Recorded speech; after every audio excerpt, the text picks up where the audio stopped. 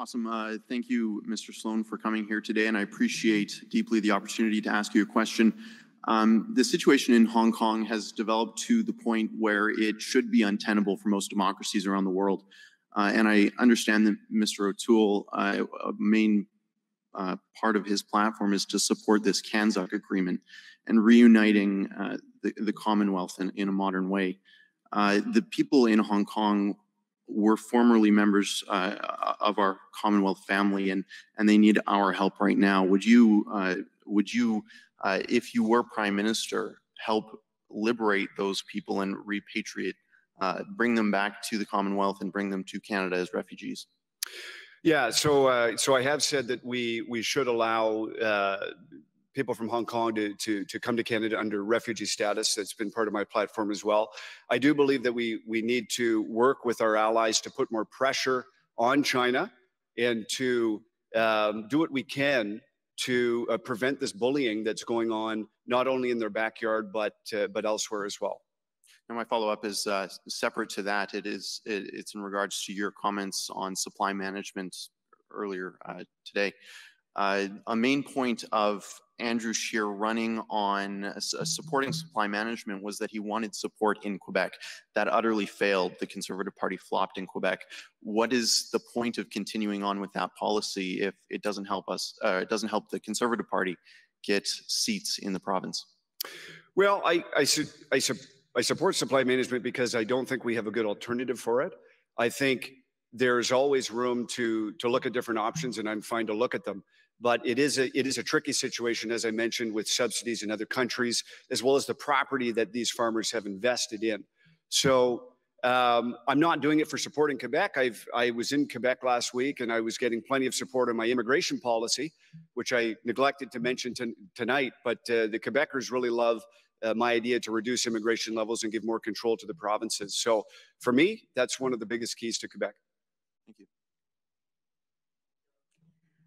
Thank you, Mr. Sloan, for taking my question, and thank you to the Independent Press Gallery for creating an atmosphere where my colleagues and I don't have to ambush the candidates in the hallway.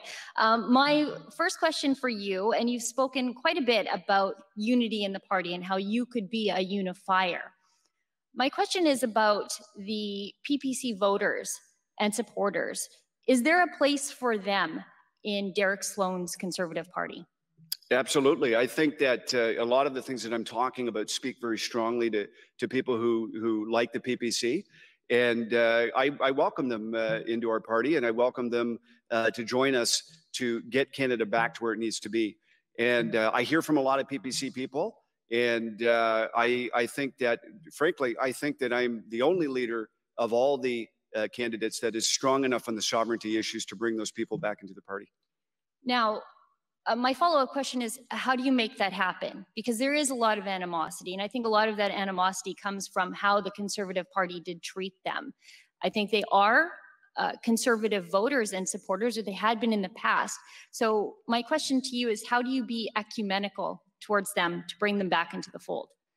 Well, I think being really strong in the sovereignty issues and the civil liberty issues will bring them back into the fold.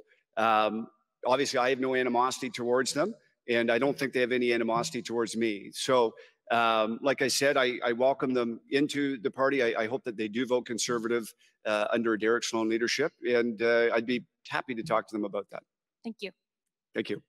Andrew Chapados, Rebel News. Thank you for showing up today. I appreciate that. I'm sure the rest of us do. I wanted to ask, we haven't seen any major politicians in this country condemn large gatherings, protests, specifically Black Lives Matter. I wonder if you are able to condemn that or willing to.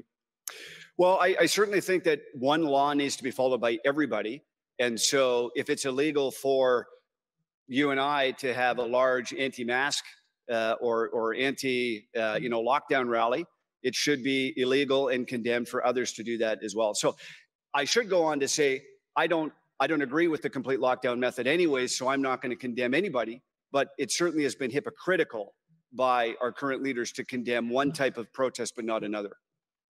And my follow-up would be, do you consider Black Lives Matter a legitimate political organization, given what they've said about the past? I believe the Black Lives Matter leader of Toronto once called our Prime Minister a terrorist and a white supremacist.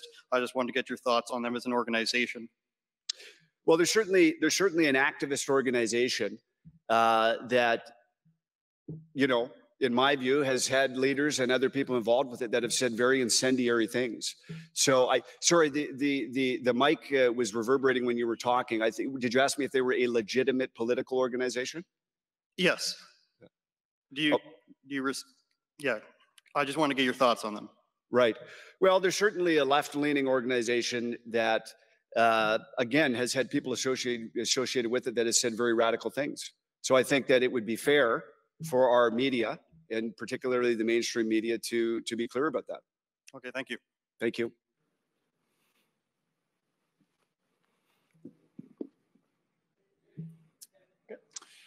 Yes, hello, Mr. O'Toole, David Menzies with Rebel News, and thank you so much for showing up tonight. Greatly appreciate that. Mr. O'Toole, I'm just curious, given the numerous scandals committed by the Justin Trudeau Liberals in their several years since taking office, I'm curious, looking back, what indeed went wrong for the Andrew Scheer Conservatives in the 2019 election campaign in terms of not being able to form a government? Good question. I think the biggest mistake we made is we thought we were going to win as a result of the SNC Jody Wilson-Raybould scandal.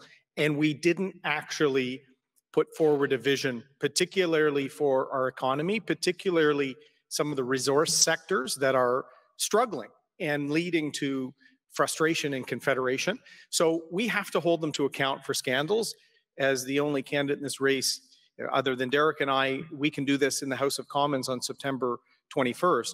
We have to hold them to account for their ethical failings, but we also have to say to Canadians, here's what we're going to do to get our country back on track, get people working, address the out-of-control spending, restore our reputation around the world. So we can't just think we're going to win by default.